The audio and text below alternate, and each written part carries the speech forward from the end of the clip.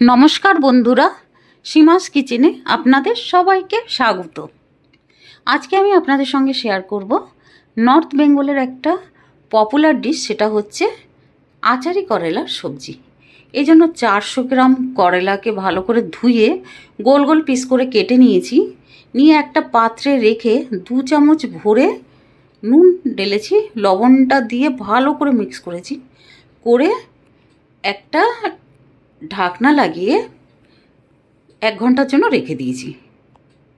1 ঘন্টা পরে এই ঢাকনাটা সরিয়ে বেশ খানিকটা ফ্রেশ জল ঢেলে একদম হাত দিয়ে ভালো করে করলাগুলোকে একদম কচলে কচলে, যাতে ভেতরে নুন একটু না লেগে থাকে, এই জন্য ভালো করে ধুয়েছি। ধুয়ে জলটা ফেলে ওই পাত্রেই করলাগুলোকে রেখেছি। রেখে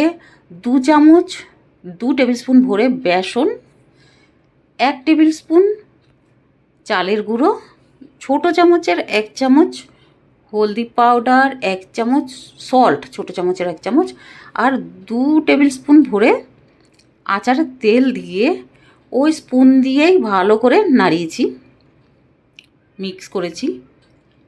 এবার ছোটো চামচের 1 চামচ রেড চিলি পাউডার দিয়ে আবার ভালো করে এবার হাত দিয়ে মিক্স করেছি, যাতে প্রতিটা করলাতেই মশলাগুলো লেগে থাকে। এবার একটা প্যানে 2 টেবিল স্পুন সর্ষের তেল গরম হতেই হাত দিয়ে করলাকে এক এক করে ছেড়েছি, যাতে প্রতিটা করলা ভালোভাবে ফ্রাই হয়।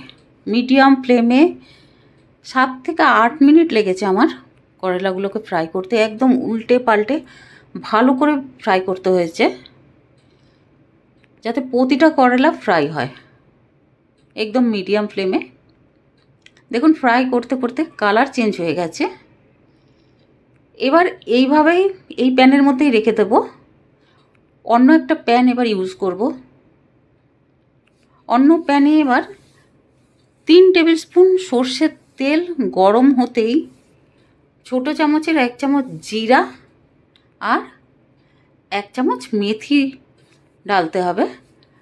যখন মেথি আর জিরা একটু ফ্রাই হওয়া শুরু করবে, একটু সুন্দর গন্ধ হবে, তখন 250 গ্রাম পেঁয়াজ লম্বা লম্বা পিস করে কেটে রেখেছিলাম, ওই পেঁয়াজটা ঢেলে কালার চেঞ্জ হওয়া পর্যন্ত ফ্রাই করতে হবে।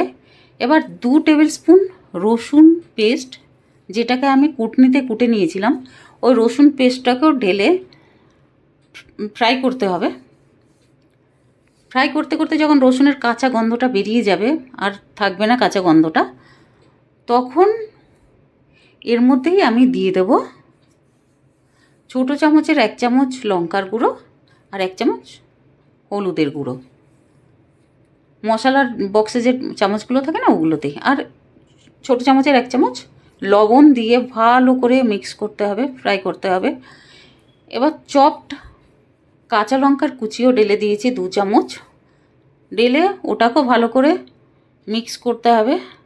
1-2 মিনিট ফ্রাই করার পরে এবার 2 টেবিল স্পুন কুচনো কাঁচা আম ডালতে হবে। ঢেলে খুন্তি দিয়ে ভালো করে নাড়তে হবে। নাড়ার পরে 2 টেবিল স্পুন মৌরি আর ধনে গুঁড়ো ঢেলে দিয়েছি। ঢেলে আবার খুন্তি দিয়ে ভালো করে নাড়তে হবে। 1 থেকে 2 মিনিট নাড়ার পরে 1 চামচ, ছোটো চামচের 1 চামচ কাশ্মীরি রেড চিলি পাউডার ঢেলেছি। ঢেলে আবার ভালো করে মিক্স করেছি। এবার যে ফ্রাই করলাগুলো, ওগুলো ঢেলে দিয়েছি।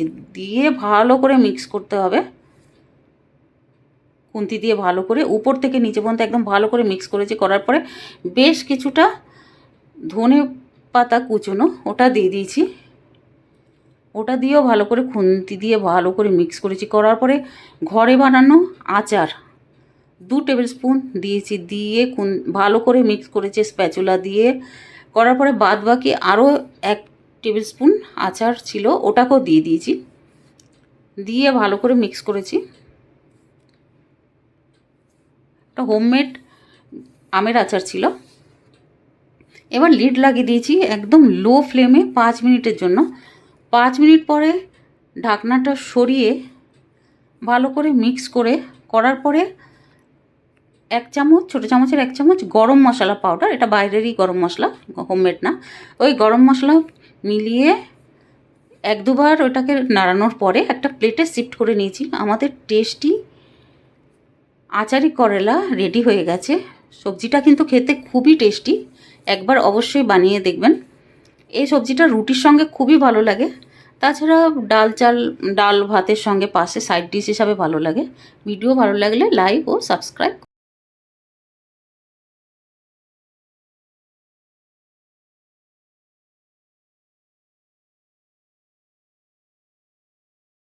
করে দেবেন। Thank you.